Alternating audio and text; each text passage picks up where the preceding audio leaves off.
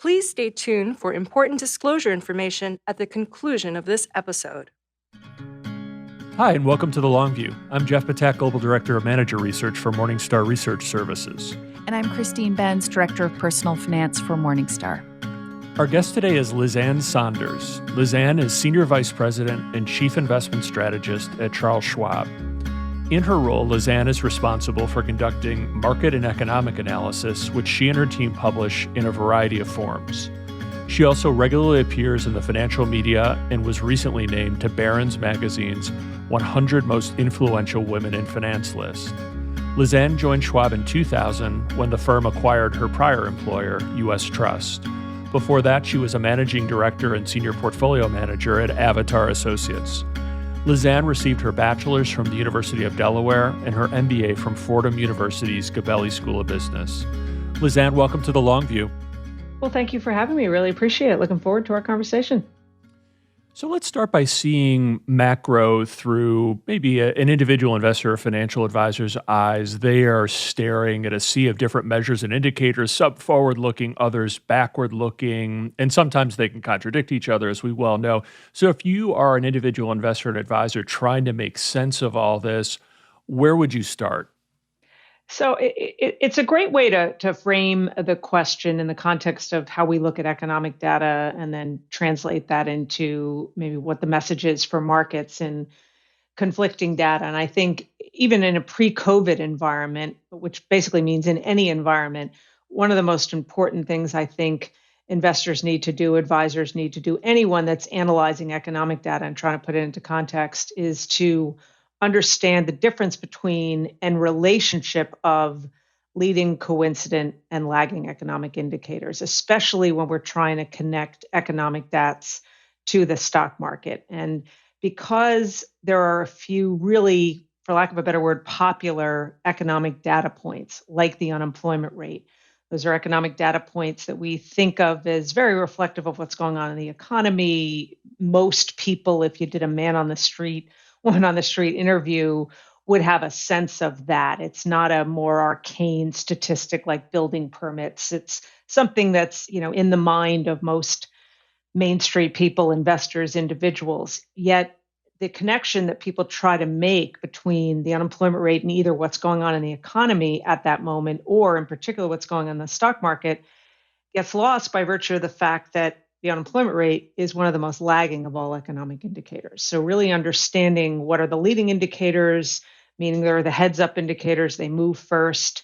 And the stock market, of course, is one of those leading indicators. How that works in conjunction with the coincident indicators, that those that move at the same time as things like GDP, and then again, the lagging indicators. But I think in this COVID world, what's equally important is to add into the leading indicator mix some of these kind of newer, higher frequency, more COVID relevant leading indicators, economic data metrics. And there's some interesting ones, everything from the kind of mobility data that Google puts out or Apple puts out to measure whether we're actually getting out and about, we're getting in our cars, we're going places, box office receipts, open table seated diners, TSA traveler throughput. So there are so many ways we are able to analyze data right now that we can tie in with a lot of specificity into typical leading indicators to get a in the moment sense of whether we're getting some traction in the economy, particularly parts of the economy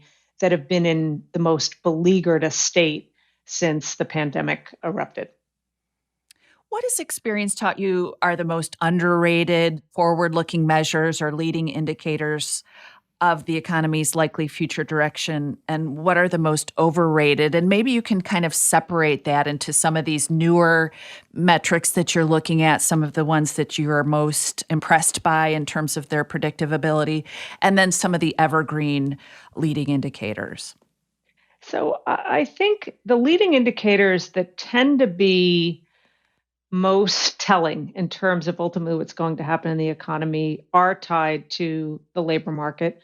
Of course, initial unemployment claims is embedded in most indexes of leading indicators, but tied to that, especially in an environment like this, a more severe recession, a more protracted downturn. You've also got to look at things like continuing claims. I think that the relationship between temporary job losses and permanent layoffs, especially in a severe economic contraction like we're in right now, takes on a greater amount of importance. Also, within the labor market, I think the duration of unemployment is a real factor that is forward looking in the sense that the longer individuals stay unemployed, two things tend to happen. The greater the likelihood is that they simply drop out of the labor force. And at least based on history, there tends to be a more of a stigma attached to people who have been unemployed for an extended period of time, which in turn means less likely to find a job, more likely to drop out of the labor force. Now, that stigma may be lessened in this environment because of just the nature of COVID. And I think that stigma will be alleviated, maybe not completely, by virtue of the fact that there are parts of the economy, certainly in the services, travel, and leisure area, that for all intents and purposes have been in some semblance of shutdown mode. So I don't think that stigma will be as applicable this time. But what things like rising permanent unemployment and long term unemployment show is the scarring of an economic recession, of a crisis, or a combination of the two of those on the economy. And not in your garden variety recession, but in a crisis driven recessionary period, I think those scarring effects need to be put front and center when looking ahead. So I think those are the most relevant data points. The ones that are less relevant, I think, is just the individuals who simply just try to connect what's going on in the economy. And each individual that might ask a question about the perceived disconnect between what's going on in the economy and what's going on in the stock market might have myriad indicators that they might cite as an example. But I think the worst thing investors can do is at a moment in time look at the economic data individually or as a grouping and then compare it to what the stock market is doing without understanding the leading, lagging, forward looking nature of the stock market. And also, most importantly, understanding that when it comes to economic data, the stock market tends to care more about better or worse than it does good or bad. So that's another thing we tend to do. We tend to think of economic data as individuals in black or white terms, sort of good or bad, strong or weak. But it's that more subtle rate of change, better or worse, that tends to be the kicker from a stock market perspective. So I think if you're trying to, as an investor, think about the nature of the economy, we have to at least think as much about the rate of change, the better or worse force, than we do the good or bad force. And that's why investors so often will miss major inflection points in the market. Think about March of '09. The economic data was still horrific, and many of the data points were getting worse, not better. But we know with the benefit of hindsight that that was a launch point for the stock market because of its forward-looking tendencies, its ability to pick up on that at times subtle shift in direction of the economic data. I wanted to reference something you recently wrote, which is the stock market has a remarkable ability to look across chasms of economic contraction to the other side. So my question is, how has more aggressive monetary policy changed the way you and your team look at the relationship between the economic cycle and the market cycle? It has always been important, monetary policy. I started in this business in 1986 working for the late great Marty Zweig, who was just an icon in our business in the 70s, 80s, and 90s. And he started one of the first ever hedge funds. He invented the put call ratio, but a lot of people don't realize he also coined the phrase, "Don't fight the Fed." And one of his seminal works was a best selling book called Winning on Wall Street. And there was a whole section devoted to monetary policy tied to his mantra of "Don't fight the Fed" and the implications it had for the equity market, for asset markets more broadly. I think we really saw the power of monetary policy initially coming out of the global financial crisis with the Fed's first ever move to pinning the Fed funds rate at zero and staying there for an extended period of time, launching what during that era were 3 rounds of quantitative easing. And then, of course, fast forward to the COVID era, not only bringing back out those tools from the financial crisis era of 0% interest rate policy, effectively promising that rates would stay at zero for as far as the eye can see, relaunching kind of QE forever, as it's been called, but also establishing some of the brand new facilities, backstop lending facilities. And what a lot of people don't realize is some of the announcements, the key announcements of some of those relatively new facilities that they were putting in place specifically for this crisis was on March 23rd, which was to the day the low in the stock market.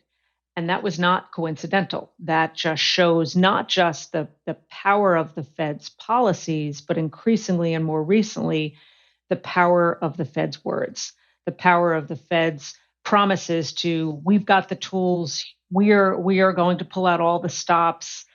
Even in that case, these facilities were announced, they weren't even operational yet. Just simply the Fed saying, we've got basically the financial system's back. I think the peril, though, of what the Fed has done to some degree is it's instilled this notion that the Fed will always have the back of the stock market. And this was pre-COVID, but I attended a lunch at Economic Club of New York at which Jerome Powell spoke. And there was most of the attention was on what became his reversal to what he had said in September of 2018, where he then became a bit more dovish. But I thought the key thing that he said during this particular lunch was that it's important for investors and financial markets to distinguish between financial market volatility and financial system stability.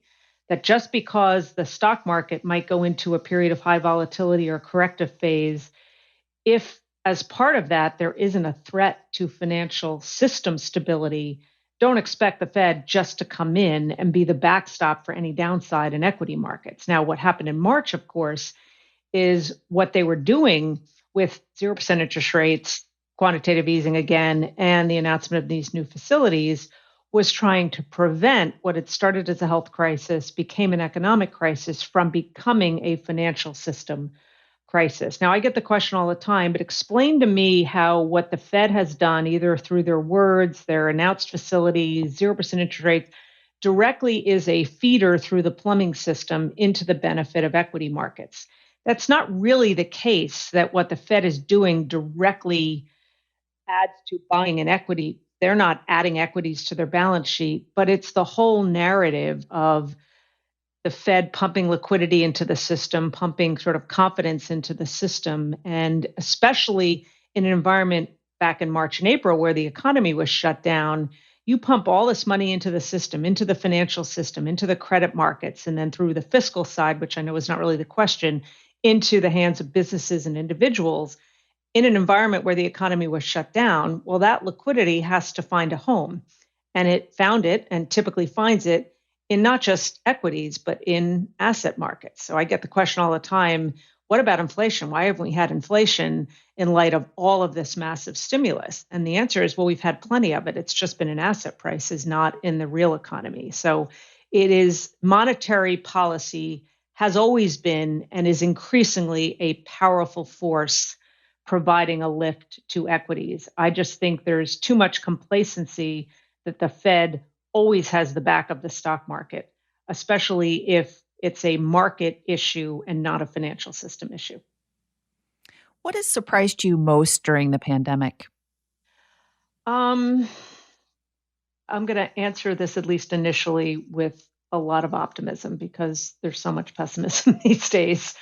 Human ingenuity, I think, is extraordinary. The fact that now the news cycle is about vaccines and Americans getting their first shots, and the fact that we are talking about a vaccine in distribution right now, less than a year after we knew anything about COVID-19, is extraordinary, given the shortest span of time prior to that was 4 years. So I'm unbelievably impressed with the scientists, with the medical community, not just in the creation of the vaccine, but very quickly learning about this virus and treatments and therapeutics. You know, there's been so much focus on the vaccine, but we have to be as mindful of the attendant benefit of knowledge plus therapeutics and treatments. And that is just remarkable to me. For the most part, the resilience on the part of individuals in terms of heeding the advice of the scientists and social distancing and mask wearing and sacrificing everything from family gatherings to kind of the touch and feel of in person and adapting and companies being able to adapt to a very different world. Now it's uneven, there's no question about it. And what I think we're seeing very starkly in this environment is what many, including me, are talking about in the context of this sort of K shape, where it really has exposed such a wide chasm between the winners, the losers, the haves, the have nots. And it's not just specific to COVID. And we know that's the case in terms of people with pre existing conditions, on the weight scale, on the demographic scale. We know it as it ties to the economy, higher income people being more able to work from home versus lower income, the strength in goods versus the continued weakness in services. I mean, the list goes on and on. So that has been unbelievably stark. And parts of the economy that are suffering the most are typically the parts of the economy in a normal recession that are the most resilient. So we're also rethinking the nature of what is defensive, what are the safe haven assets. And in many cases, they are very different than what were represented as defensive or safe haven assets during traditional and past recessions. I think you've referenced one example is long-term unemployment, but I wonder maybe we can back up and generalize a bit. You can give us a damage report of sorts on the U.S. economy, maybe looking at it as a 2 by 2 grid, one axis being the severity of damage and the other being how long-lasting the effects will be. For instance, what are the things that have been badly damaged amid the pandemic and will take a long time to fix? I think it is in the parts of the economy that have historically been a bit more resilient. So, broadly, services, maybe more specifically, a lot of the travel and leisure area. I think maybe not permanent damage, but longer lasting than just tied to whatever we foresee as the key vaccine date, whether it's once we're at a point where distribution is sufficient that most people who can get one have access to getting one. There are still a lot of secondary things to think about, not least being other strains of the virus or side effects, other logistical distribution problems that could crop up between now and that point, just the take up, other viruses having nothing to do with COVID cropping up. I think that there will be a greater amount of caution tied to getting out and about in closed circles, and especially for folks on the older end of the spectrum. And it's not just a function of the fear associated with COVID, but how we've adapted to a very different world. And you think about the recent announcement by some of the major movie production companies that they're going to, at least in the near term, bypass the movie theaters and go right to the online streaming services. How the music industry is adapting to virtual concerts that arguably open up the opportunity to see artists to many, many more people that don't physically have to be in the stadium at that point in time. So I think that there are longer term implications of this that are not just driven by the persistence of virus specific fear, but just a forced change in the way we conduct business, how we've adapted to video technology, digital technology. I always use my parents as an example. My mom is almost 83, my dad is 90, and they were not digitally oriented people. They were not video oriented people. They did all their banking in the very traditional way. Local branch, get in the car, drive there, deposit a check, take money out from the teller, and they do everything online. They wouldn't have done it before, but they were forced to, and they'll never go back. We do family Zoom calls all the time. That would not have been something that we have done in the past. Doing this right now, I mean, this is a podcast, so it's typically audio, but I've done, I think, 90 client events virtually since everything shut down, reaching, tens of thousands of clients. It doesn't exactly match the in person, but when you have that greater reach and there's a greater comfort level on the part of individuals having been, quote, forced to adapt to some of these changes, I think many of those changes will be long lasting, not least being a more flexible way to think about how and where we work, and not just the physical location, but understanding the differences in individuals. And there's morning people and there's evening people, and the knowledge on the part of corporations now that an integration of every aspect of your life can occur with not only not a dent to productivity and efficiency, but to some degree a boost to those things, especially for people who might be eliminating 3 hours of commuting, which was, on the days where I would have to go into Manhattan from my Connecticut home, and we don't live in Connecticut anymore. That was 3 hours of my day that was not pleasant. And that just disappeared. And I think there are long term implications of this virus, not driven by the virus itself, but by the change in how we've had to adapt to the virus. In your view, what are the most important fiscal priorities to advance in the next round of stimulus, starting with the absolute must haves? I don't know that there's an absolute must have except get it done. I think that we know we need fiscal relief. It has to be targeted toward the parts of the economy that are in most desperate need of it. So clearly, those small businesses that are still trying to hang on, the individuals who are potentially still out of work and need that added assistance. I really think, again, going back to where we started of this massive chasm created. And what we've tried to do is, and I had a visual associated with this cartoon, so to speak, in my 2021 outlook that is a bridge over this chasm. And about the only plank that spans the full length of the chasm has been on the monetary stimulus side, the monetary liquidity side. And that allowed for the bull, the market, to get fully to the other side. But from a vaccine perspective, obviously we're getting there, and time is the only factor. But on the fiscal side, all we can do is look back at the importance and power of that at the time it was initially received during the worst part of the pandemic, and the support that it provided to the consumption side of the economy, to businesses being able to hang on. And we're back at it again, and something needs to be done. And I think there's too much, quote, arguing about the details within. And I don't want to say just throw anything in there. We just need something, but we need a reasonably sized fiscal relief package, again, that's targeted in areas that are most beleaguered right now. And I'm in full agreement every time Jerome Powell, and I'm assuming he's going to do it in conjunction with the FOMC meeting this month during the press conference, is really press the idea that it's really on the fiscal side where the relief will be most targeted and most effective, that monetary authorities have effectively done as much as they can, and where we still have those gaps in the economy can be best done on the fiscal side. I do agree with both the left and right on some of the sticking issues. I think more aid does need to go to state and local governments. That's where the job losses have been most severe and will continue to be. I do believe in the need for some liability protection. So when we come out of this, we're not looking at small businesses facing lawsuits.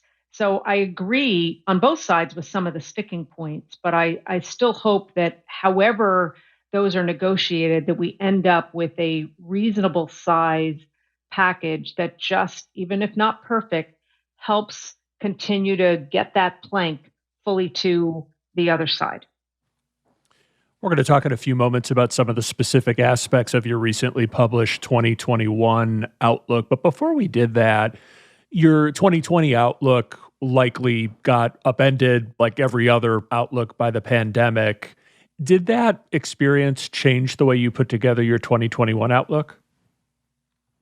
Well, I think anybody doing annual outlooks, when you go through an experience like this, clearly the focus to a great degree on the 2021 outlook was the virus and how we continue to pull ourselves out of this. That said, my 2020 outlook and subsequent reports, particularly one that I wrote at the very end of January, so it was probably 2 reports after the publishing of the 2020 outlook, cited as a key risk the sentiment environment that had gotten a bit frothy. And I often think that that can represent a significant risk for the market. It also, in the opposite direction, when sentiment gets incredibly despairing, it can represent a huge opportunity for the market, even without any significant change in the fundamentals. So I had cited in the 2020 outlook, and again, focused more detail by the end of January, early February of this year on sentiment that was getting frothy. In fact, I wrote a report at the end of January of this year that I titled Virus, and it posited that when sentiment gets extremely optimistic, that in and of itself, that doesn't suggest the market is going to move in a contrarian fashion, but it establishes greater vulnerability to the extent there's a negative catalyst. Well, we got the mother of all negative catalysts, of course, in February with COVID. And I had to, in 2021 outlook, fully address the virus, but I found myself also again expressing concern about the risk associated with frothy sentiment. So that was a common thread at the end of last year and the end of this year, which had really very little to do with the virus itself, other than the fact I think the recent surge in some of these sentiment measures showing more pervasive froth or speculation than what we were seeing in a more concentrated way back in the September timeframe. That simply was driven by the success of the market breeds the risk of overexuberance.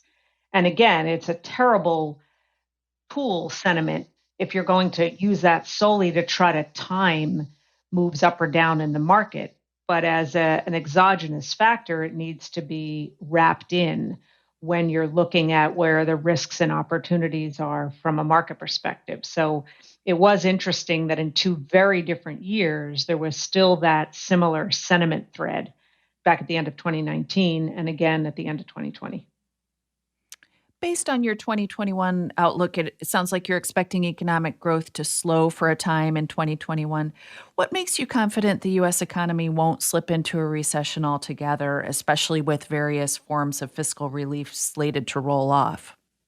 Well, quite frankly, at least based on the formality of the National Bureau of Economic Research, the NBER, which formally declares and dates recessions, we're not out of one. So it's hard to answer that in the sense of will we go into another recession? It's just a question of when do we come out of the existing recession? Now, what's unique about this cycle is not so much the speed with which the NBER came out and not just declared that we were in a recession, that was sort of obvious, but very quickly pinpointed the start point. That is not terribly abnormal because what a lot of people don't realize is the NBER waits for a while before they feel that they've got concrete enough evidence to suggest, okay, we're in a recession right now. Then the next task is to say, when did it start? That's not a terribly difficult task because what they do is they go back and they look to the peak in the economic data points that drive that decision making. So there's a business cycle dating committee, part of the NBER. They basically go back to the peak. The four key metrics that the NBER measures, and it doesn't so much vary, but they look at myriad metrics. But the key ones that are embedded in the actual definition of what a recession is put out by the NBER are not coincidentally the four subcomponents of the index of coincident indicators. So it's payrolls, it's industrial production, it's wages, basically average hourly earnings, and retail sales, basically wholesale and retail sales. They go back to their measure of the aggregate in the data, which is another reason for what we talked about earlier, this misunderstanding sometimes that investors have of when you hit an inflection point. Because back in the February timeframe, leaving aside COVID, the economic data was actually fairly robust. But we only know with the benefit of hindsight that it was a peak in activity. But that's when the NBR goes back. What they also do then, conversely, is once they decide, okay, we're out of a recession, they go basically back to the trough in data. And that's why there are assumptions out there by economists that if and when the NBER dates the COVID recession as having ended quickly, they would go back maybe to the April-May timeframe.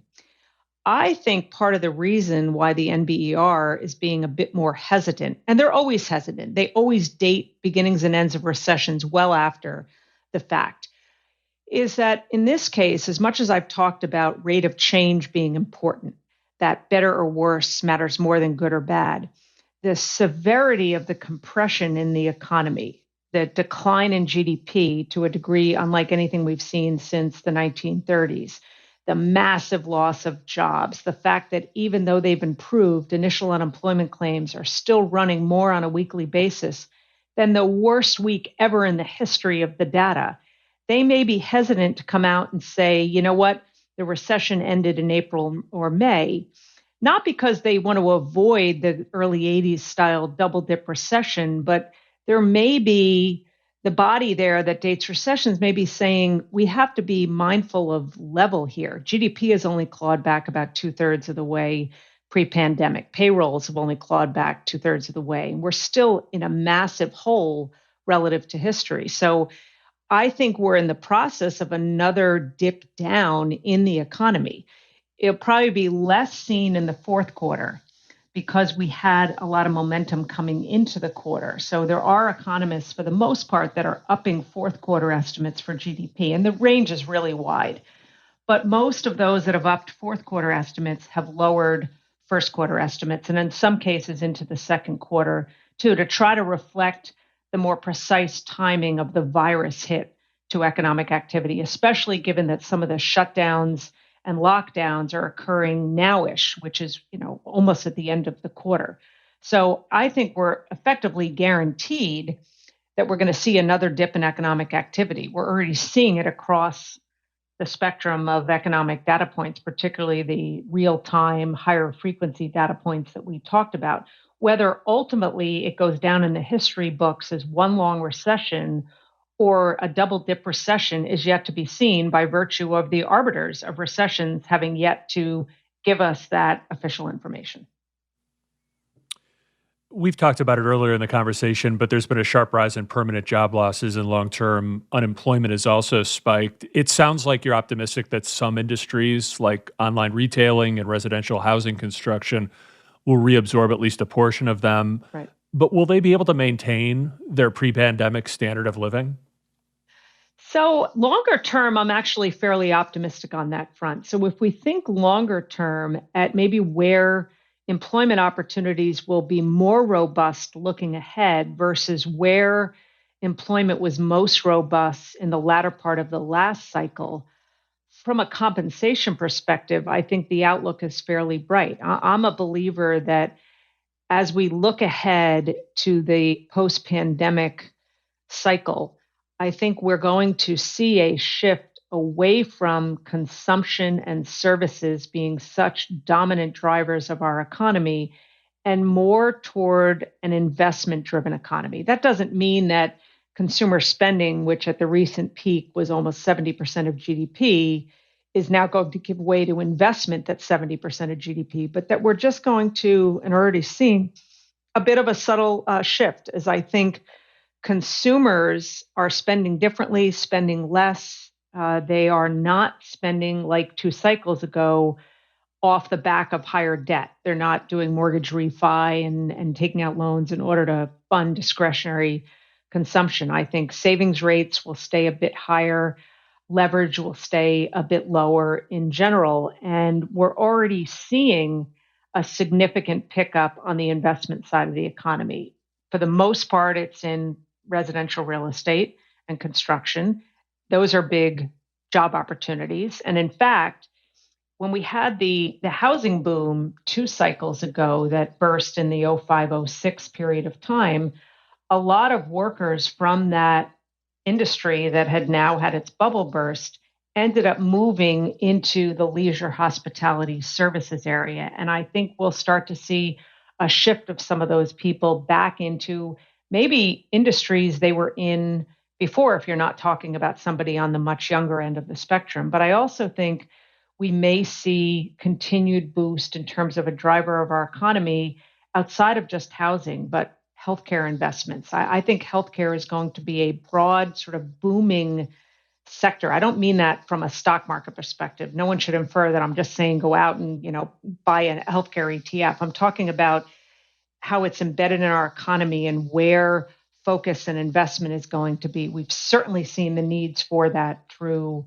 COVID. I think we're going to see it in infrastructure, whether it's partly driven by bipartisan support for something on the government end, some sort of public private partnership. I think we've exposed the need for everything related to transportation investments, especially as we've seen our economy shift from bricks and mortar retail to online and what that means in terms of logistics and transportation. I think we'll see it in education.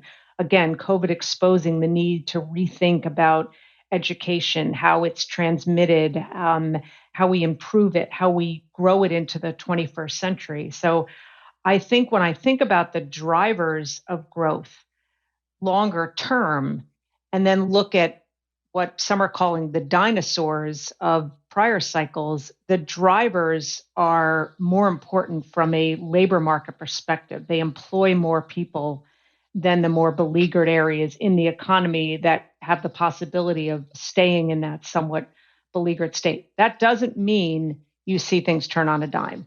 We're in a process of massive creative destruction right now, to cite Joseph Schumpeter. And we're in the midst of the destruction part, even though we're seeing some of the creative part of it.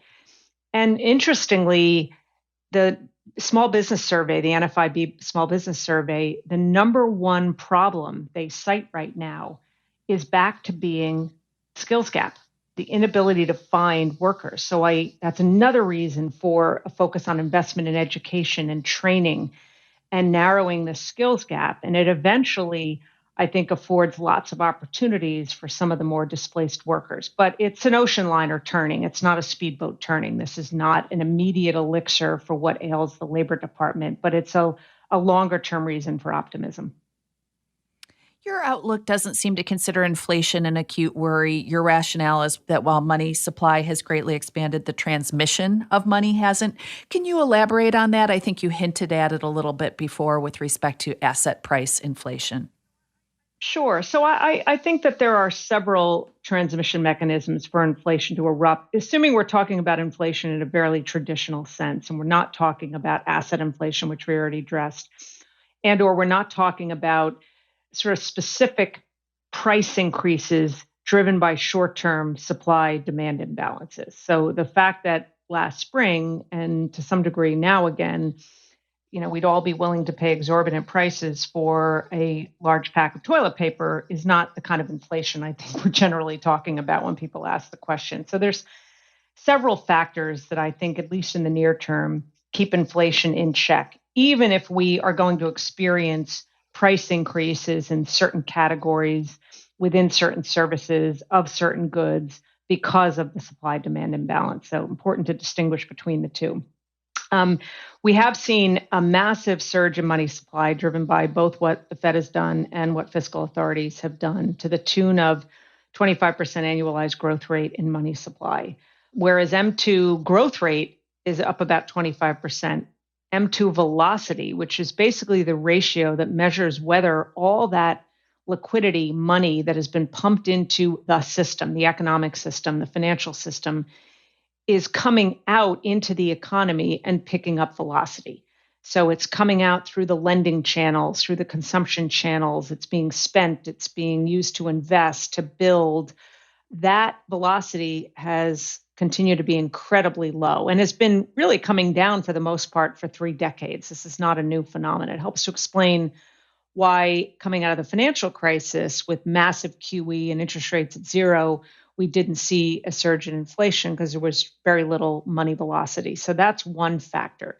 Also, the labor market comes into play, and you typically don't see a big inflation problem until you're at or closer to full employment and you start to see that upward move in wages that can kick in the so-called wage price spiral. So even if we started to see some of the supply demand imbalances and even a pickup in velocity as the economy starts to more fully open up, I would expect any real inflation, systemic kind of inflation problems not to be a concern until we see the unemployment rate down to something closer to full employment, maybe call it sub 4%. In the meantime, this crisis, leaving aside the toilet paper example, is more of a disinflationary or deflationary crisis than it is an inflationary one. So I think there may be some inflation scares on the horizon in 2021. The biggest component of CPI, which is not the Fed's preferred measure, but it's the more common measurement of inflation that I think the average person is aware of. A heavy component of that is something called owner's equivalent rent, which looks at not just rental costs, but also implied costs of housing for even people that own homes. And of course, we had a huge compression in that. We had the eviction moratoriums, and particularly in urban areas that are still quite beleaguered, like San Francisco, New York, we've seen a huge move down in average rental prices. Well, as we move into 2021 and the economy starts to open back up and we start to see a pickup, we're going to see the comparisons, the year over year comparisons on a metric like owner's equivalent rent start to represent pretty lofty percentage increase numbers, which will find their way into CPI. Now, although most inflation measures are looked at in a core sense, so excluding the more volatile food and energy components, headline inflation is also set to continue to rise because we're seeing food inflation, some of it driven by supply demand imbalances, but we're also seeing energy inflation, oil price inflation, driven by stronger global growth, getting to the point post vaccine where we're seeing the economy pick up. So we could see some inflation scares, actually, some typical inflation indexes moving up, but the kind of 70s, 80s, early 80s style systemic inflation that causes the Fed to have to get really aggressive and interest rates to go through the roof, I don't think that that is a high risk at this point. In the time we have left, wanted to ask a few questions about your equity market outlook. Your team has done some good work looking at the difference in returns between the top 5 names in the S&P 500 index and the other 495. And what you've observed is we're starting to see a market rotation away from what you've called the COVID thrivers. That's the top 5 names in the index to the rest of the stock market. And so that's brought some relief, especially those that were tilted a little bit more towards small and mid cap names.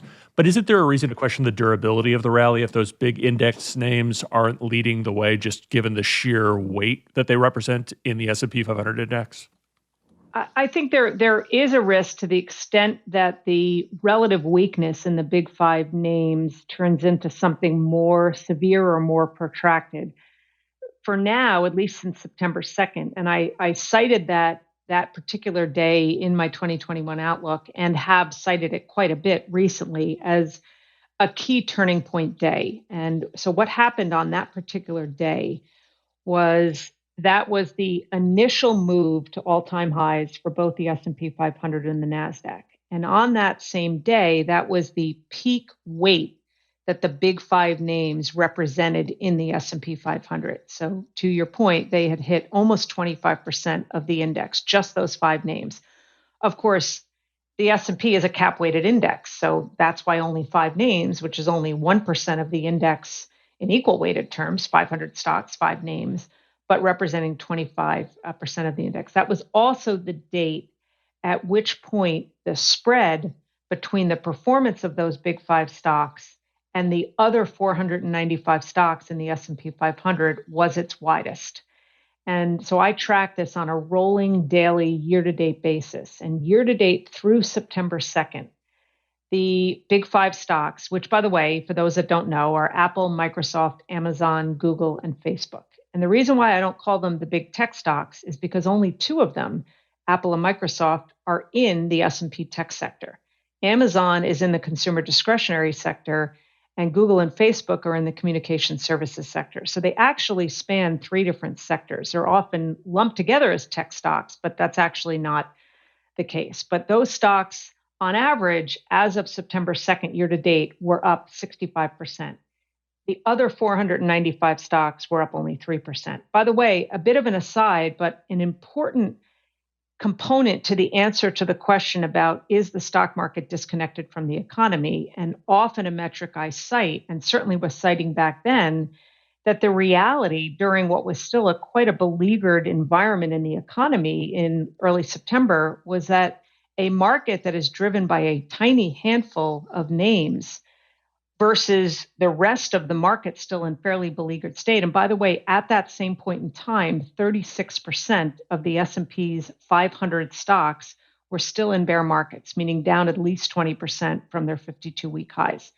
I think that is a bit reflective of what has gone on in the economy. Now, fast forward to today, what we've seen since September 2nd are a series of rotations. And they've had different flavors to them. They're depending on what day or group of days or week or group of weeks you're looking at, you could define the rotations as being COVID winners to COVID losers, or growth to value, or large cap to small cap, or defensives to cyclicals. You really could define it different ways depending on what actually was happening. But particularly in September and October, we saw two corrective phases. They weren't full corrections, but in the case of September, over 3 weeks, the S&P was down almost a full 10%, but those 5 stocks were down, I think, 16 or 17%. So back to the question of whether they represent a risk, yes, that's the simple answer, but the more nuanced answer is that there is a benign scenario somewhat consistent with what we've seen since early September, where you ease some of this excess associated with that concentration, the narrowness, the market being driven by a very small handful of names through this process of rotation. As you see the market broaden out, as you see even the most beleaguered sectors like energy and financials do extraordinarily well in the last month in kind of this, post-Pfizer vaccine era. And that has had the effect of bringing the weight of these 5 names now down to, the low 20s. We still have a ways to go, but I think that could represent the more benign way we ease some of this excess versus saying the only solution to this problem is circa 2000, you lose the leadership names and it takes the entire market down with it. I don't think that that's a prospect that represents a high risk at this point. Last question. You're expecting the international stock market to wrest leadership from U.S. stocks. So explain why, after so much time has elapsed, do you think conditions have lined up for foreign stocks to outperform? And what should investors do in response? And we've established that view in a somewhat general way, as opposed to citing a particular country or group of countries that we think their stock markets are going to outperform the U.S., but a broader macro view based on several things. Number one, generally when you exit one full cycle, and by full cycle, they tend to be cycles defined by both the economy and the market. So you're in a bull market, you're in an economic expansion, you go into the combination of a bear market and a recession, which clearly we have been in this environment. And then eventually you move out of the bear market and the recession. Typically, you move out of the bear market first, then you move out of the recession subsequent to that. That's the natural order of things. And then you start the new cycle. Those major cycles, not the little mini cycles, but those major cycles tend to see a shift in leadership. And they not exactly, and my colleague Jeff Kleintop, I believe, put this in his 2021 outlook, not exactly to the decade, but around decade-long cycles where you've got U.S. dominance at the expense of non-U.S., the cycle shifts and you get non-U.S. dominance over U.S. And we think we may be shifting into one of those cycles. Not perfectly timed to December 31st will end U.S. outperformance and January 1st will start non-U.S. outperformance, but that we may be in a cycle that at least means diversification outside of just U.S. equities is going to start to pay rewards. We know there's a huge valuation differential between many non-U.S. areas, particularly developed international markets versus U.S. markets. In some cases, the underlying earnings trajectory is improved as well. We've got the benefit to some non-U.S. markets of what we think will be continued weakness in the U.S. dollar. And we just think we may be in the process of one of those shifts where you no longer want to shun non-U.S. investments based on the view that, as we hear all the time, quote, the U.S. is the only game in town. That's really the message we wanted to impart as we look ahead to this next cycle, that the dominance of U.S. is probably a thing of the recent past. Lizanne, this has been so illuminating. Thanks so much for sharing your time and insights with us today. We really appreciate it. My pleasure. Thanks so much, Lizanne. Happy to be here, and thanks for the conversation. Really appreciate it. Thanks again. Thanks for joining us on The Long View. If you liked what you heard, please subscribe to and rate The Long View from Morningstar on iTunes, Google Play, Spotify, or wherever you get your podcasts. You can follow us on Twitter at Christine_Benz. And at SYouth1, which is SYOUTH and the number 1. Finally, we'd love to get your feedback. If you have a comment or a guest idea, please email us at thelongview@morningstar.com. Until next time, thanks for joining us. This recording is for informational purposes only and should not be considered investment advice. Opinions expressed are as of the date of recording. Such opinions are subject to change.